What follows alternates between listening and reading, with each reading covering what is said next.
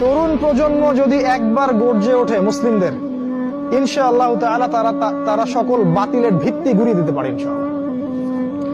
তরুণ প্রজন্মের মধ্যেই ছিল খালিদ বিন ওয়ালিদ, তারেক বিন জিয়াদ, এই মানুষগুলা, ওমর ইবনুল খাত্তাব, আলী ইবনে আবি তালেব, যায়েদ ইবনে হারসা, আসাদুল্লাহ, সাদ ইবনে আবি ওয়াক্কাস। এই যে সাহাবায়ে কেরামদের নাম আপনারা জানেন, তরুণ সাহাবী ছিলেন যখন তারা ইসলামের পক্ষে দাঁড়িয়েছিলেন। একাই ওমর সে সারা মক্কাকে পরিবর্তন করে ফেললো। এক হামজার সামনে 20-30টা মানুষ দাঁড়াতে সাহস পাইত না।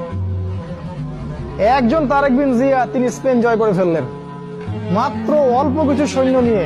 মোহাম্মদ বিন কাসিম আমাদের এই ভারতীয় উপমহাদেশ জয় করলেন। এখন আপনি মুসলিম হয়ে এখানে বসে আছেন। এই তরুণ প্রজন্মই পারে এই বাতিলের শিকড় উপড়ে ফেলতে।